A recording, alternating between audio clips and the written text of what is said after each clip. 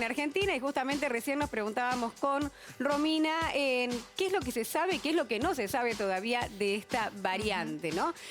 Sobre todo si es más contagiosa que las demás y si puede tener algún tipo de escape a las vacunas. Son las dos preguntas principales que hasta el momento no tienen, perdón que lo diga así, una respuesta concreta, ¿no? Esto es lo que se está investigando. Lo que sí se sabe es que tiene muchas mutaciones, más de 50, y 32 de estas mutaciones son en la proteína de la espiga, la proteína Spike, que es justamente la proteína que se utilizó para desarrollar todas las vacunas que tenemos disponibles. Por eso la preocupación, justamente, claro, ahora, Gaby, porque tiene muchas mutaciones, muchas más que el resto de las variantes en esa proteína. Es un tema, el de la vacunación, muy preocupante, teniendo en cuenta algunos datos, por ejemplo, que el caso positivo, el que se conoció ahora, que se confirmó en San Luis, tenía el esquema de vacunación completo y además está impactando Omicron en países que están en un alto nivel de vacunación, ¿no? Sí, como Gran Bretaña, por ejemplo. En el caso concreto de la persona argentina, del viajero, este hombre que vive en San Luis, tenía el esquema de vacunación completo y además había tenido COVID este año, ¿no? En marzo de este año. Hay estudios que dirían que podría ser provocar mayor cantidad de reinfecciones, es decir, que las personas que tuvieron COVID con esta variante podrían contagiarse con mayor facilidad. Esto es un estudio preliminar,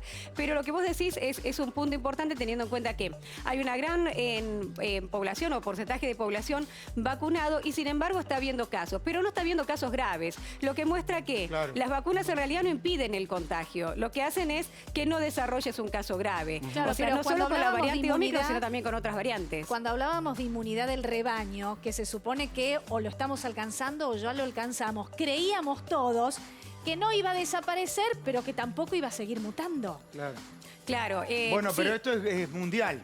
Es global. Exactamente. Ese es el problema del virus. Y esto es, ¿no? lo que deja en evidencia lo que se dijo desde el primer día, que si no había una distribución equitativa de vacunas y llegaban las vacunas a todos los lugares del mundo, esto iba a continuar, porque justamente en los lugares donde hay poca vacunación hay más replicación viral y esto hace que la variante mute. No por nada, justamente estas nuevas variantes surgen en esos lugares. Surgió en Sudáfrica, surgió en Botswana, en lugares que tienen un porcentaje de vacunación muy bajo, 24% en el caso de Sudáfrica.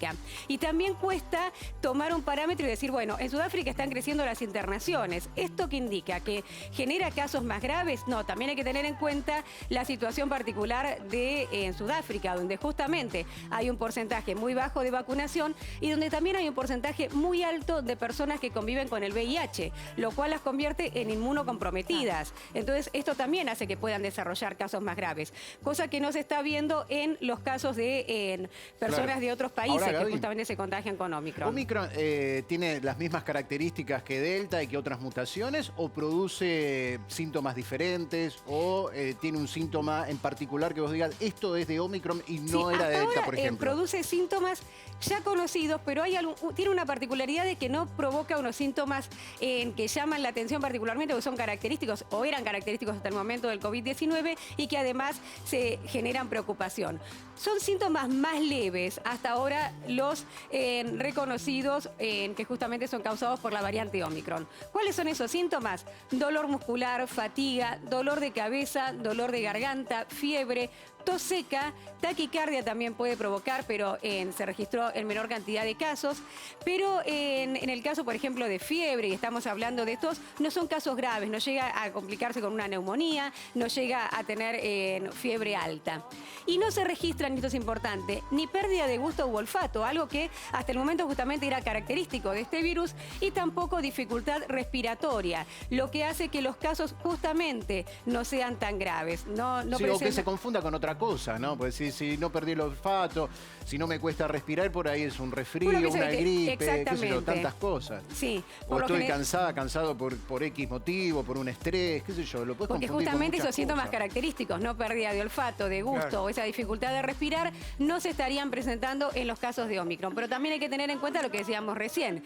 Con un porcentaje alto de población vacunada, los síntomas tienden a ser más leves, no solo con la variante Omicron, sino también con otras variantes. Pero lo que hasta ahora ahora se notó es que no hubo ningún caso grave. Y eso es bueno. Claro, no estamos hablando de Sudáfrica en particular, sino en el resto del mundo, y ninguno tuvo este tipo de complicaciones. Te quería preguntar, porque hasta hace poquito estábamos hablando de Delta.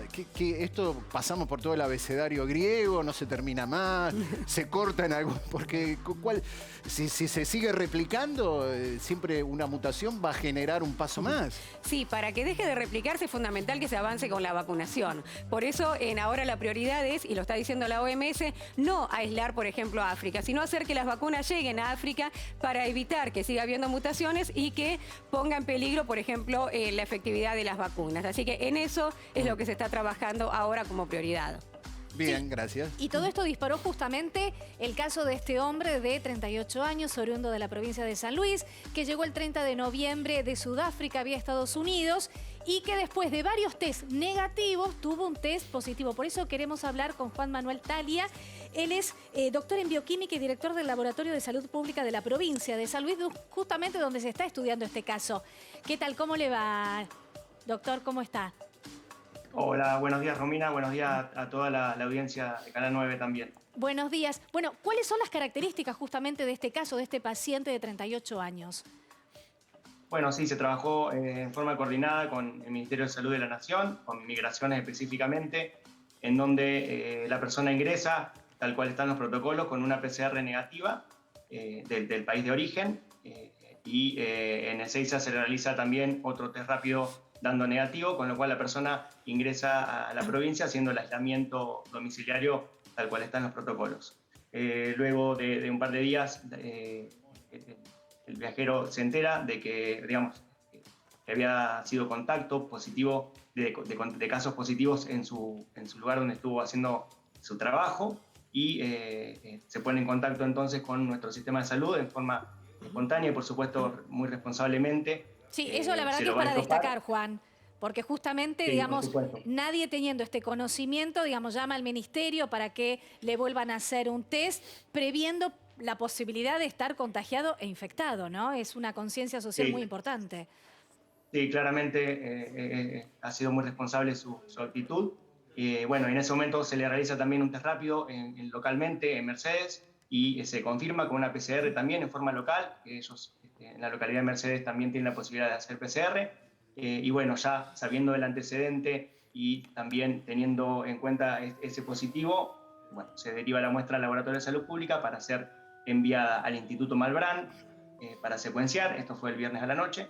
Y todo el fin de semana en nuestro laboratorio estuvimos también trabajando para hacer búsqueda de esta mutación, bueno, para ver si por medio de un tamizaje podíamos saber si se trataba de esta variante.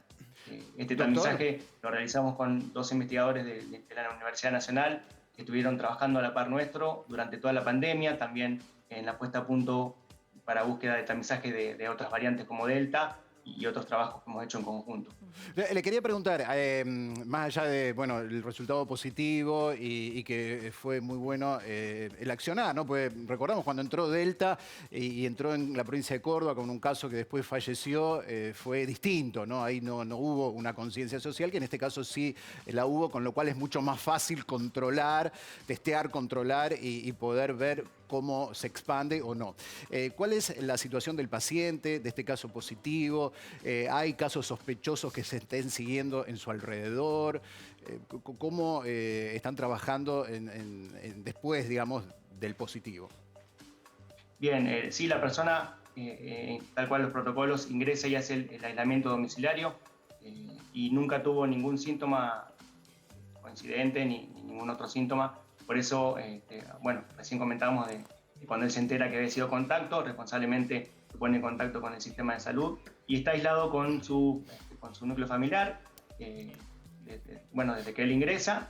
Y bueno, también la persona que lo transporta desde la ciudad de Buenos Aires hasta la localidad de Mercedes, ese remisero también se encuentra aislado, por supuesto. Y bueno, en ese sentido, el haber hecho el traslado en forma privada y no a través de un transporte público hizo que sean mucho menos las personas aisladas. Sí, bueno, muchísimas gracias, Juan. Nos dio un panorama, un pantallazo justamente de cuál es la situación de este paciente de 38 años que llegó en los últimos días de Sudáfrica y que hoy por hoy se confirmó que es el primer caso de la variante Ómicron. Muchísimas gracias.